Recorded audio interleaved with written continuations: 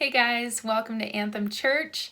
We're excited to be with you remotely today, but together as a church family. I just wanted to share with you guys what God's been teaching me in this season of quarantine and staying at home before we jump into worship. But something that Josh had mentioned a few weeks ago in a sermon was from Matthew 6:34, and how each day has enough trouble of its own. And I don't know about you guys, but I definitely can relate to that, about how each day has enough trouble all on its own. So why would I worry about tomorrow's trouble, or what's going to come tomorrow, or when this is all going to go back to normal? But something that God has really been teaching me is to stay in today, to be present in today, to pray about what it looks like to advance His kingdom today, to be just so grounded in what is my purpose for today from the Lord. And that's my encouragement to you guys, is to ask the Lord in your prayer time today, what do you have for me? What do you want me to do? How do you want me to love people remotely today? And that's my encouragement to all of us. And my prayer for all of us is that we would be willing to obey, and we would be willing to follow in that calling of what He has for us, and how He wants us to join in on His mission of sharing the love of Jesus today.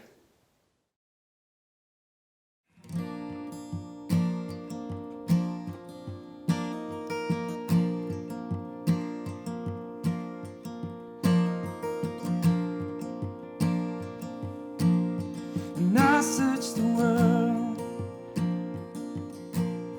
but it couldn't fill me. And man's empty praise and treasures that fade are never enough. Then you came along and put me back together. And every desire is now satisfied here in your love. Oh, there's nothing better than you. Oh, there's nothing better than you. Lord, there's nothing, nothing is better than you.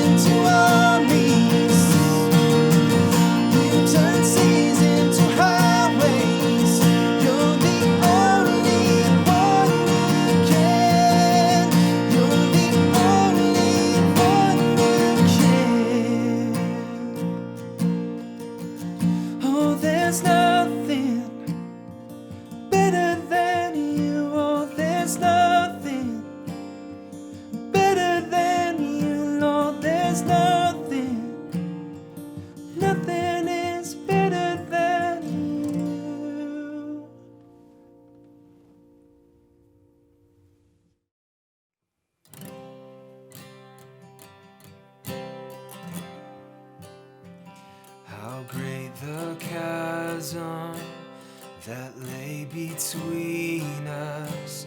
How high the mountain I could not climb. In desperation, I turned to heaven and spoke your name into the night.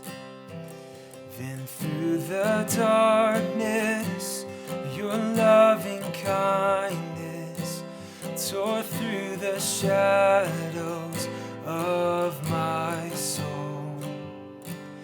The work is finished, the end is written. Jesus Christ, my living hope. And who could imagine so great a mercy? What heart could fathom such boundless grace? The God of ages stepped down from glory to wear my sin and bear my shame. The cross has spoken, I am forgiven. The King of Kings calls me his own. Beautiful Savior, I'm yours forever. Jesus Christ, my living hope. And hallelujah, praise the one who set me free. Hallelujah, death has lost its grip on me. You have broken every chain. There's salvation in your name, Jesus Christ, my living hope. Then came the morning that sealed the promise. Your buried body began to breathe, and out of the silence, the roaring lion declared the grave has no claim on me. Sing that again. Then came the morning. Then came the morning that sealed the promise. Your buried body began to breathe, and out of the silence, the roaring lion declared the grave has no claim on me. Oh Jesus, yours is the victory. Oh, hallelujah, praise the one who set me free. Hallelujah, death has lost its grip on me. You have broken every chain. There's salvation in your name, Jesus Christ, my living hope. Hallelujah, praise the one who set me free. Hallelujah, death has lost its grip on me. You have broken every chain. There's salvation in your name, Jesus Christ, my living hope. Oh God, you are my living hope.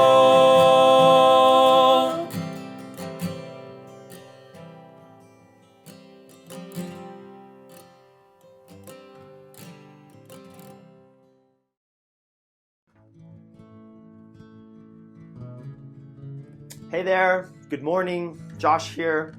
Welcome to What is Church? for all of us right now. This is what we're doing, and welcome.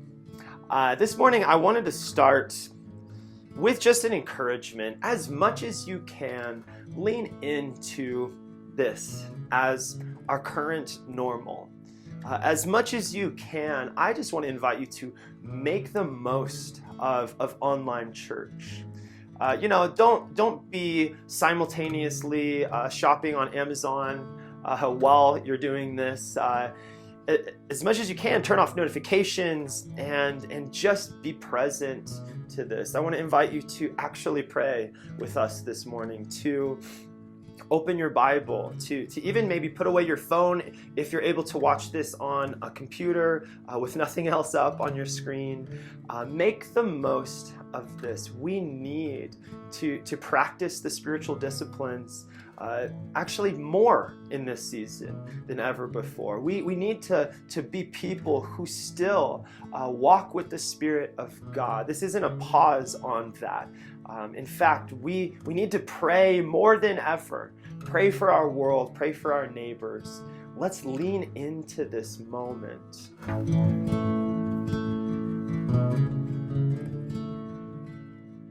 I want to stop talking about coronavirus. I really do. I mean, it feels like this topic of our day is the most over-talked thing in our world's history. And I'm not making a fact claim with that statement. I'm just making a hypothesis here.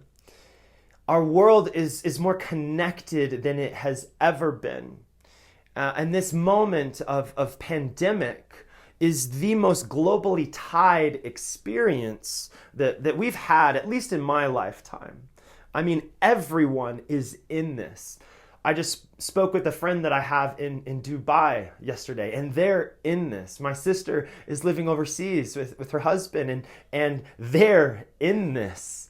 We have friends in South Africa. They are so in this. We are all tied into this experience and talking about it nonstop. It just seems like it has to be true that nothing has been more talked about in one moment in history than this virus thing. I want to stop talking about this, but I know that it's still on your mind. You're either terrified by coronavirus, or you think the government or a person has created this maybe, and maybe you think this is a hoax all just to control all of us.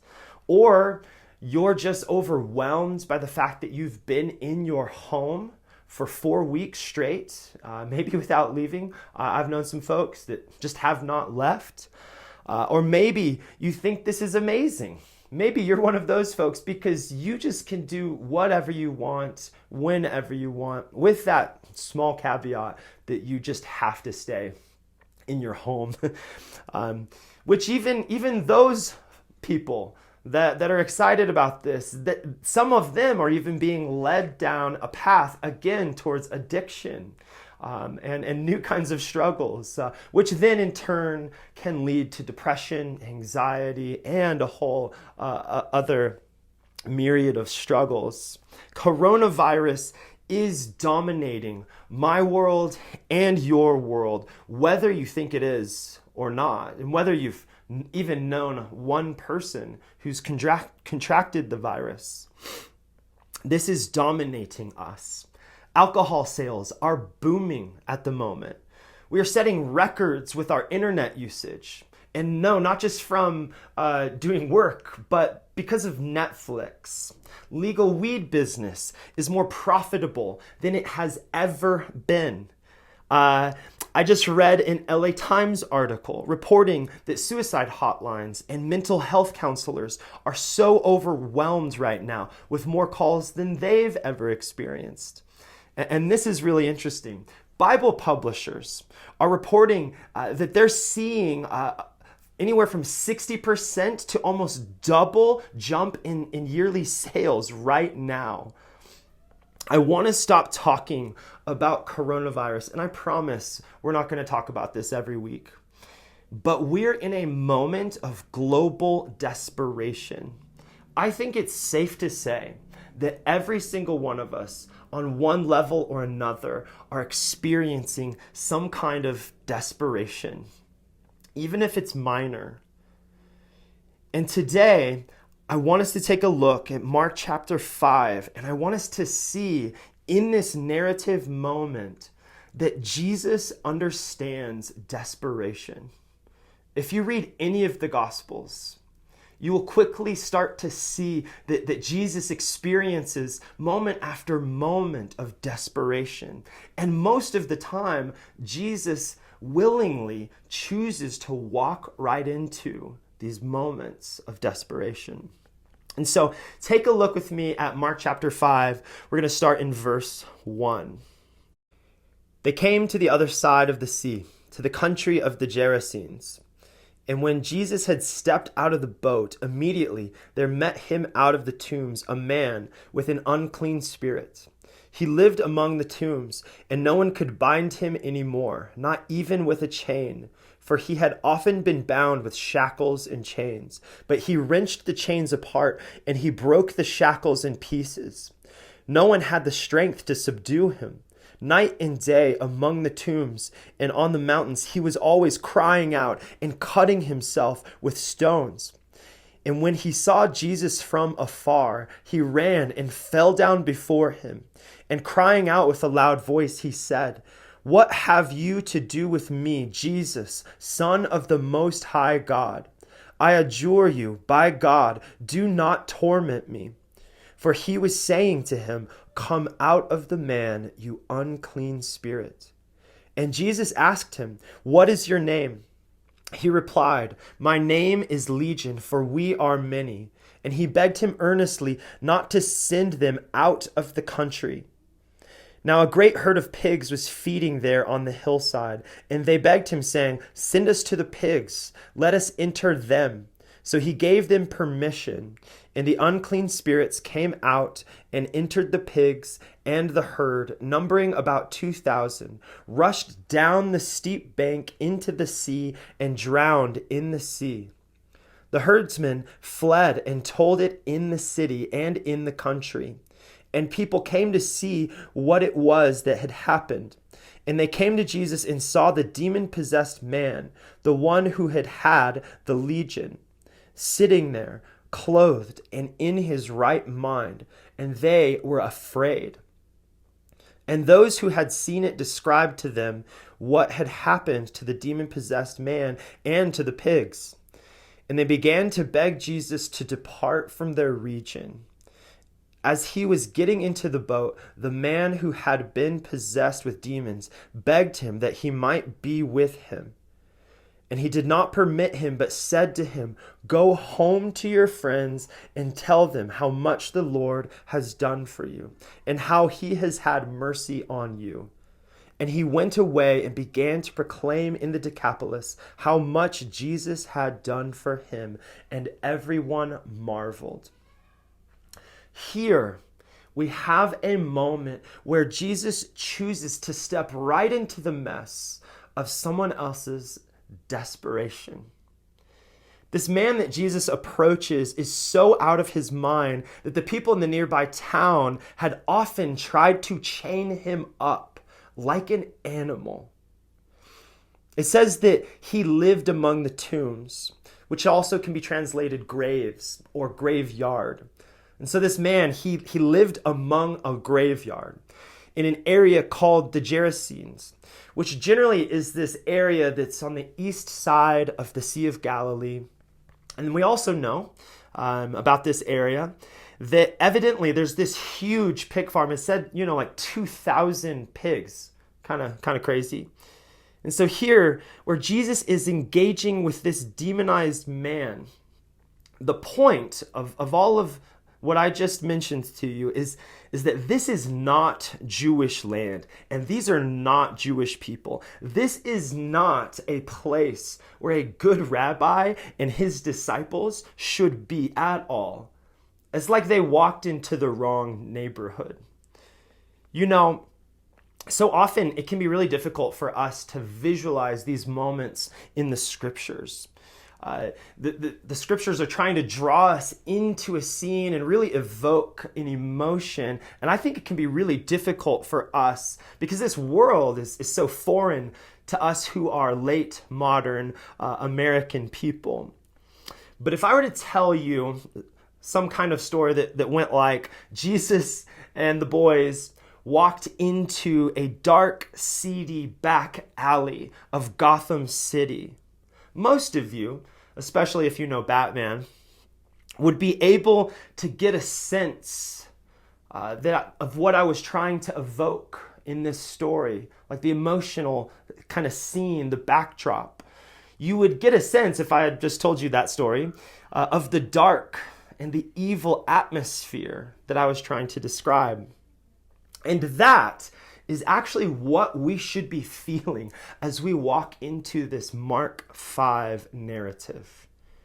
Jewish people were to never go near a dead body, let alone a grave. That's totally taboo. Also, most of you probably know, Jewish people would never have a pig farm. In fact, they don't eat pork, and in that day, it was totally forbidden for a Jewish person to have that kind of occupation at all. They would never have a pig farm, and would not probably walk around one. And then the man himself in this scene is described in such a dark and animalistic kind of way that you really get the sense in this story that these guys should not be here. This is a dark place. This place is wrong. Everything about this scene should feel off, and we should even feel nervous for Jesus and his disciples as the beginning of this story unfolds. And so all of this, to me, really begs the question, why would Jesus choose to be here? Let's look again at verse 4. For he had often been bound with shackles and chains, but he wrenched the chains apart and he broke the shackles in pieces. No one had the strength to subdue him. Night and day, among the tombs and on the mountains, he was always crying out and cutting himself with stones. This description of this man is one of the most tragic and lamentable descriptions of human wretchedness in all of the scripture. If this was you would be so embarrassed. This would be a humiliating life to live if you were that man. And I wonder if you can think maybe of an experience at some point in your life where someone did something terrible in front of a group of people and you, and then no one confronts the person, but instead everyone just leaves. No one tries to maybe help the situation. No one calls out the wrong that happens in that moment. No one even tries to just heal the moment in some way. Everyone just kind of leaves the room, and this unfortunate thing just unfolds. Have you ever maybe had some kind of experience like that? Well, I love how Jesus never steps back in moments of desperation, but Jesus always steps forward and steps right into these moments of darkness and desperation where something terrible is happening. Jesus, though, he doesn't step in to fight. Take note of that. Jesus steps in to heal. Notice even how Jesus removes the unclean spirits in kind of a casual way. I mean, I don't know if you've seen in Hollywood the way exorcisms or demon possession moments are usually depicted. It's not like this. Look again at verse 6. Speaking of the demonized man, it says, when he saw Jesus from afar, he ran and fell down before him. And crying out with a loud voice, he said, what have you to do with me, Jesus, Son of the Most High God? And just quick point there. Isn't it interesting that even the demons, they're calling Jesus the Son of the Most High God. They're calling Jesus Lord and God. That's just so interesting. Anyway, continue. It says, I adjure you, by God, do not torment me. For he, which is Jesus, was saying to him, "Come out of the man, you unclean spirit." And then verse 12, skip down, it says, "They begged him, saying, 'Send us to the pigs. Let us enter them.' So he gave them permission, and the unclean spirits came out and entered the pigs." This moment's kind of confusing if you think about it. I mean, first of all, Jesus says or allows the demons to have what they wish. They say, "Hey, can we go into the pigs?" And Jesus is almost lenient, or you could say nice. It's kind of unclear. It's kind of strange. I don't have any sort of answers to that. But this is not a Hollywood kind of exorcism scene. Do you notice how there's no battle here? Literally, Jesus just says, "Come out of the man," and then it happens. And this is always how Jesus interacts with demonic spirits throughout all the Gospels. There's never an epic battle scene, something like a battle scene from an Avengers movie, where there's two equal opposite forces at war. That's not how Jesus and demon moments go in the Gospels. But instead, Jesus will step into these moments of darkness and he will gently apply healing. Like a good physician, he comes in and he repairs brokenness. There's no yelling even in this scene. Even though it's dark and strange, Jesus just comes in and he pieces humanity back together. But again, why does Jesus choose to step into this pain and desperation? Jesus does this sort of thing and continues to do this sort of thing because Jesus is on a mission of love. He's on a mission to heal our world and to kick evil out and to send evil into the ocean even. Does that not sound like exactly what we need right now? Jesus will meet you in the most wretched and awkward and embarrassing places of your life. He will meet you in your past, and he will gently apply healing like a good physician. Because of love, Jesus wants to step forward and apply healing to the areas within you that are most vulnerable and desperate. Why does Jesus do this? I think biblical scholar N.T. Wright says it well. He says that this story in Mark is telling us also to look at the bigger story. At the climax of Mark's story, Jesus himself will end up naked, isolated, outside the town among the tombs, shouting incomprehensible things as he is torn apart on the cross by the standard Roman torture, his flesh torn to ribbons by the small stones in the Roman lash. And that, Mark is saying, will be how the demons are finally dealt with. That is how healing takes place.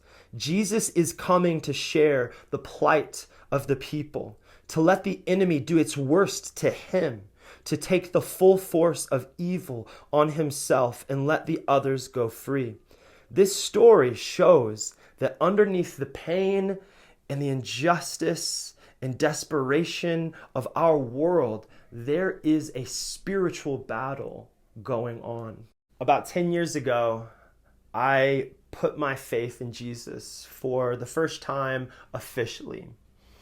And before that moment of deciding that I wanted to follow Jesus, I'd actually gotten myself pretty mixed up in kind of some dark things and just pursuing rebellion with my life and just living honestly really sinful. But as I had decided to follow Jesus, I was really excited about it. And I was saying pretty openly, like, I want to change. I want to be a new man. I want to follow you, Jesus. And something really strange happened to me almost the moment that I was saying that I wanted to follow Jesus. In that moment, or in that season, I began to experience really dark dreams, to have nightmares even. And simultaneously, I was experiencing more temptation to sin than I think I'd ever experienced in my whole life.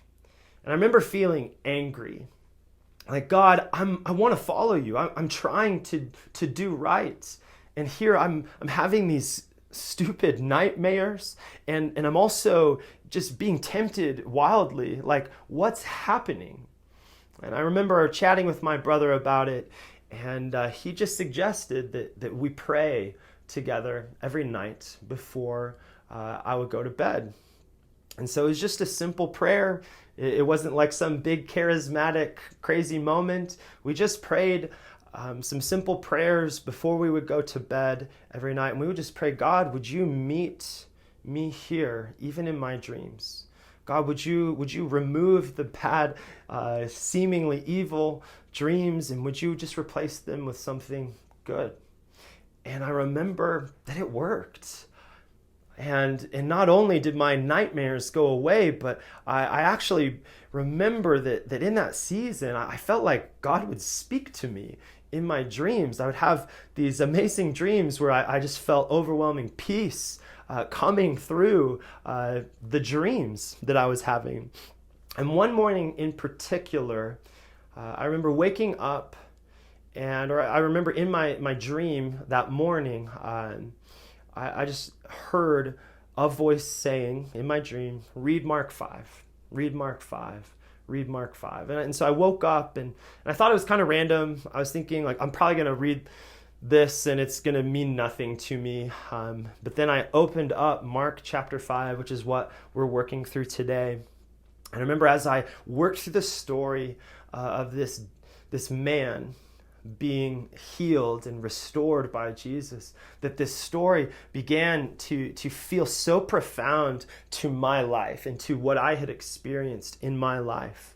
And I remember I got to verse 19 where Jesus said to the man, go home to your friends and tell them how much the Lord has done for you and how he has had mercy on you. And I just started to cry right there in my room.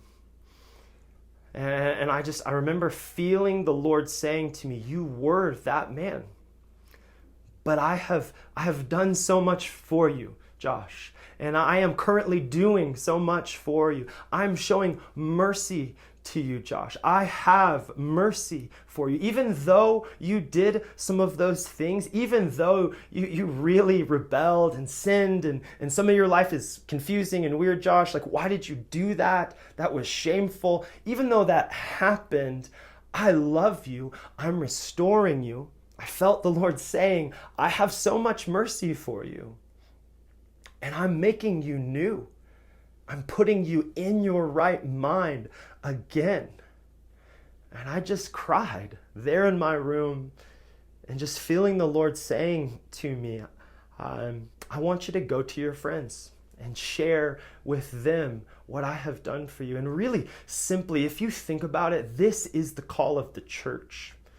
This is our duty, our mission in the world is to go to our friends, to go to our neighbors, to go to the world, and you're not preaching at them, you're just sharing with them. Do you know Jesus? Because he has gently applied the healing of love into my life. Do you know Jesus? Because he has applied healing into my life, and it's restored things that I didn't think could be restored. He's taken darkness out, and he's replaced it with this incredible mercy and love. This is what our mission is in the world. This is Jesus's mission working through us. And so why does Jesus step into the desperate places of our lives? I often just don't know. Like, God, why have you chosen to love us like this? Why does Jesus step into the desperation and the vulnerability of our lives? It seems that it's because he has great love for you and for me. Hi everyone, thank you for joining us on this Sunday for the sermon. We're not done yet though. We're going to jump into some conversation groups. So feel free to grab a coffee refill And then we are going to head over online. You can find the links to either one of our conversation groups, and you can jump into one of those. In those groups, we're going to be discussing the following 2 questions. Why does Jesus seem to always choose to purposefully step into our desperation and our pain? And then we're going to discuss what do you think this calls us to do and be in our world? So feel free to jump into those groups. I'm going to pray for us real quick, and then we'll do that. God, we thank you so much for this Sunday. We thank you for just your continued faithfulness and steadfastness in this crazy season, God. We thank you for who you are and for who you called us to be. Pray that you just bless this time as we discuss what we've learned and listened to. And we just are so thankful for who you are. Pray this all in your name.